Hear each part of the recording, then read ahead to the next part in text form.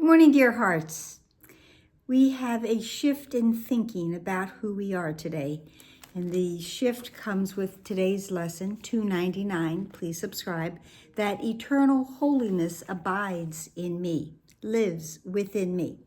Not a new idea. I've said that many times. I'm sure I'll continue to, because we're weaving our spiritual tapestry together and we're bringing up threads that we had back in part 1 of the workbook, the first 50 lessons, in fact, because we had a series of lessons all about our holiness. So it was introduced to us, and now we're coming to revisit it again. So lesson 35, my mind is part of God's. I am very holy. In the third paragraph, we said the idea for today presents a very different view of yourself, for sure. By establishing your source, it establishes your identity, and it describes you as you really must be, as you must really be in truth. The next lesson was, my holiness envelops everything I see. And in the first paragraph, it says that you are holy because your mind is part of God's. And because you are holy, your sight must be holy as well. Sinlessness means without sin. You cannot be without sin a little. Can't be a little pregnant either, right? We've talked about that before. You are sinless or not. If your mind is part of God's, you must be sinless, or a part of his mind would be sinful. Your sight is related to his holiness, not to your ego, and therefore not to the body. So again, my holiness envelops everything I look upon. I will see holiness within it because it is established within me. The next lesson, 37, my holiness blesses the world. And again, in the first paragraph, this idea contains the first glimmerings of your true function in the world, or why you are here. Your purpose is to see the world through your own holiness. Lesson 38. Yes, I am doing this. There is nothing my holiness cannot do. What a wonderful awareness that our holiness is that powerful. And it is only that powerful because it comes from our Father. Our holiness is a trait, a characteristic that we have inherited from our Father. There is nothing my holiness cannot do. The purpose of today's exercises is to begin to instill in you a sense that you have dominion over all things because of what you are. You are holy.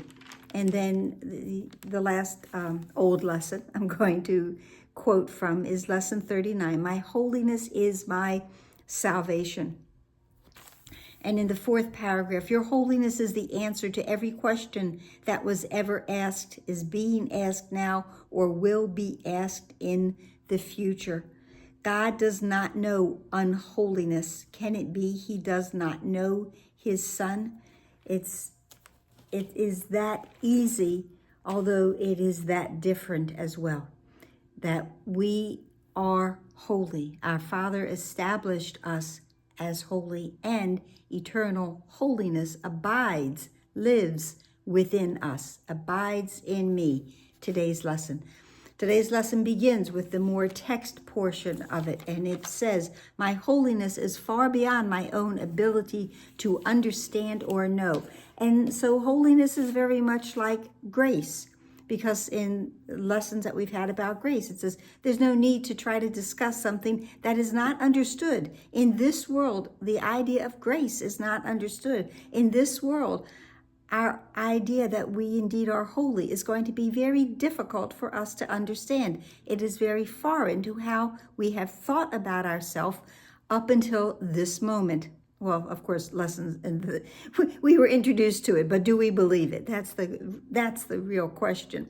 Yet God, my Father, who created it, acknowledges my holiness as his. Our will together understands it, and our will together knows that it is so. God's will for us is perfect joy, perfect peace, perfect happiness. Our holiness was established in us because we are part of God. The idea doesn't leave its source. We are our Father's extension from His mind.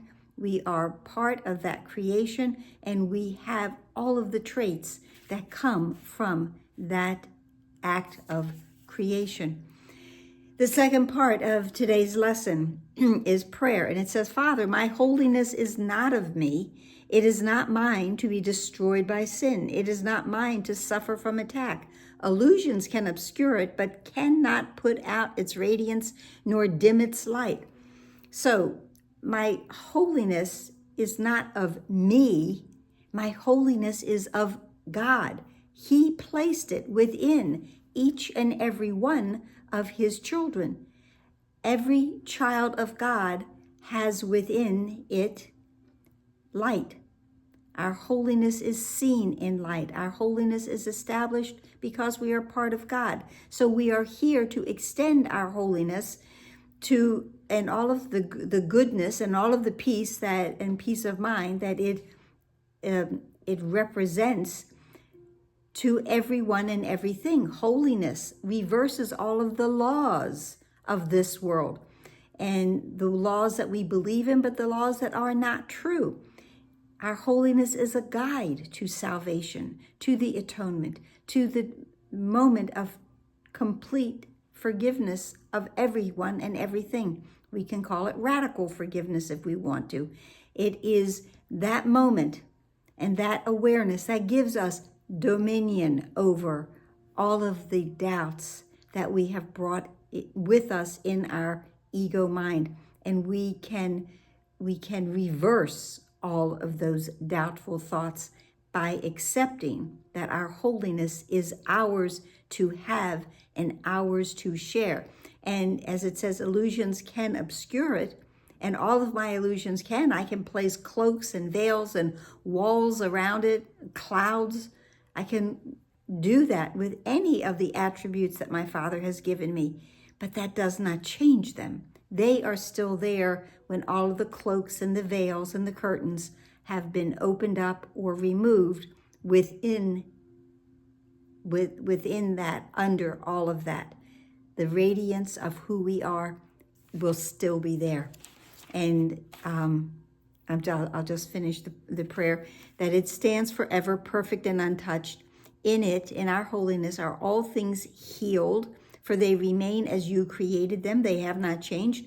We have not changed, which really goes back to the lesson the other day, that my body is a wholly neutral thing.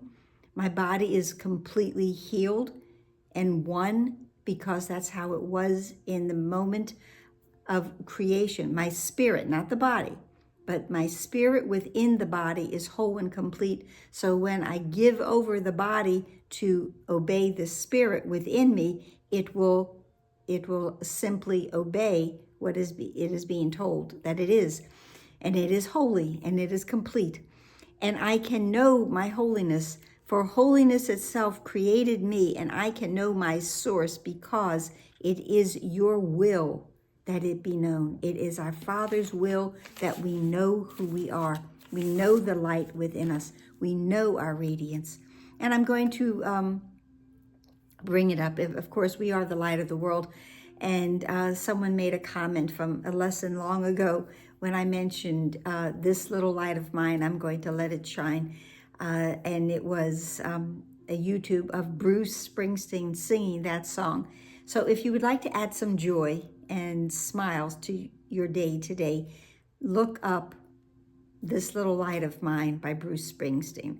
You will definitely smile and definitely want to connect with that light within you, which signifies that eternal holiness abides in you. And that's it for today. And I hope it helped. I hope it wasn't confusing. Please like, share, subscribe, smile, breathe in your holiness, and then let it spread and bless everyone else. Namaste.